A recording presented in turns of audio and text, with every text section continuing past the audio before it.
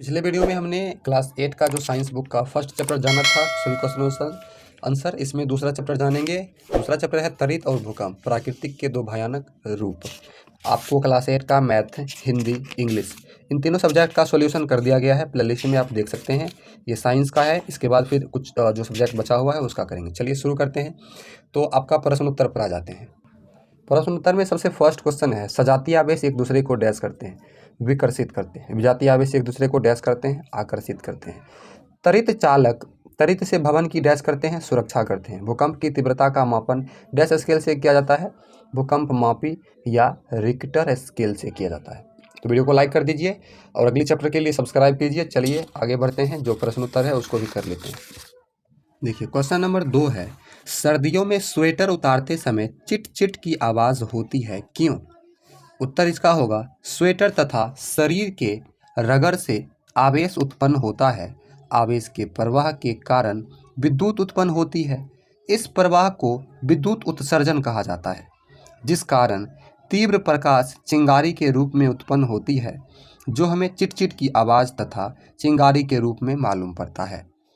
आपने इसका उत्तर समझ लिया। चलिए दूसरा है, जब हम विद्युत दर्शी के ऊपरी भाग को छूते हैं तो वह अपना आवेश खो देता है, व्याख्या कीजिए। इसका उत्तर होगा, जब हम विद्युत दर्शी के ऊपरी भाग को छूते हैं तो उसकी पत्ती में मौजूद आवेश हमारे शरीर में प्रवाहित होकर चली आती है और पुनः हमारे शरीर से आवेश प्रवाहित होकर पृथ्वी में चली जाती है, क्योंकि शरीर विद्युत का सुचालक होता है।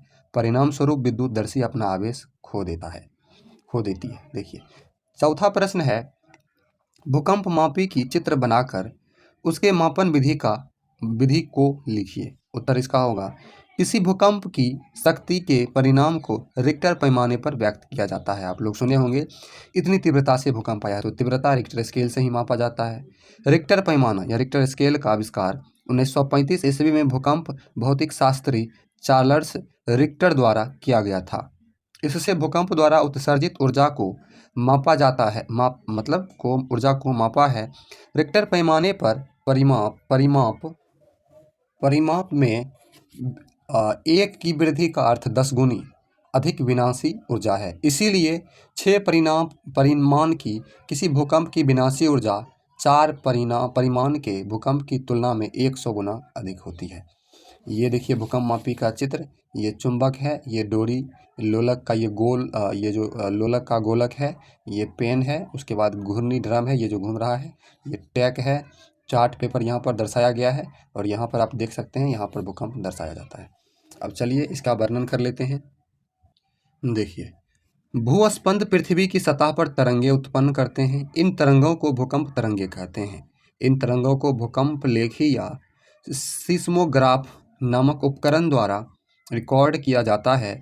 यह उपकरण मात्र एक कंपायमान छड़ अथवा लोलक होता है, जो भूस्पंद आने पर दोलन करने लगता है। इसके कंपायमान तंत्र के साथ एक पेन जुड़ा रहता है। यह पेन इसके नीचे गति करने वाले कागज की पट्टी पर भूकंप तरंगों को रिकॉर्ड करता रहता है। इन तरंगों का अध्ययन करके वैज्ञानिक भूकंप का संपूर्ण मानचित्र बना सकते हैं। जैसा कि चित्र में दिखाया गया है, यहाँ चित्र में वे भूकंप की क्षति पहुंचा सकने की क्षमता का अनुमान भी लगा सकते हैं। तो कभी कभार भूकंप से पहले होता है ना, आपको बता दिया जाता है। जैसे कि यहाँ पर देखिए, अधिक विनाशकारी भूकंपों का रिक्टर पैमाने पर परिमाण 6 से अधिक होता है। भुज तथा कश्मीर में आए दोनों भूकंपों का परिमाण 7.5 से अधिक था। हाल ही के समय 11 मार्च 2011 को जापान में जो भूकंप आया था, रिक्टर पैमाने पर उसका परिमाण 9 आंका गया था, मतलब बहुत विनाशकारी भूकंप था। 5 में है, त्वरित तथा भूकंप से अपनी सुरक्षा के उपायों का वर्णन कीजिए। तो सबसे पहले त्वरित से सुरक्षा के उपाय समझते हैं।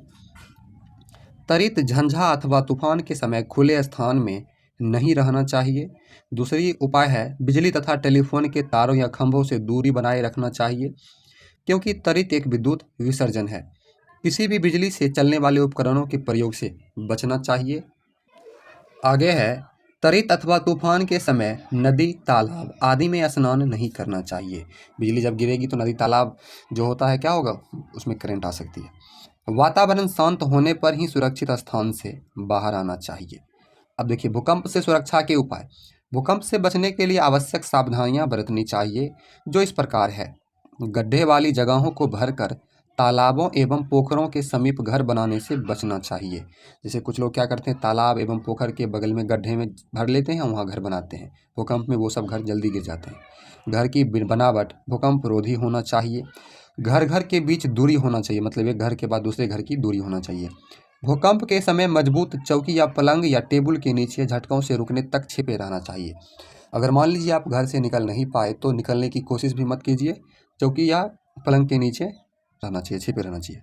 संभव हो तो सर के ऊपर तकिया आदि या गद्देदार चीज़ रख लेना चाहिए, जिससे कि सर पे चोट ना लगे। भारी वस्तुओं से दूर हटकर रहने का प्रयास करना चाहिए। भवनों, बिजली के तारों तथा वृक्षों से दूर खुले स्थान में लेट जाना चाहिए। तो इस प्रकार से हमने दूसरा चैप्टर का सारा प्रश्न उत्तर जाना। वीडियो अच्छी लगी तो लाइक कर दीजिए और सब्सक्राइब करिए जब आपको अगली वीडियो देखनी हो, और नहीं देखनी हो तो सब्सक्राइब नहीं करना है। Thanks for watching. मिलते हैं अगली वीडियो में।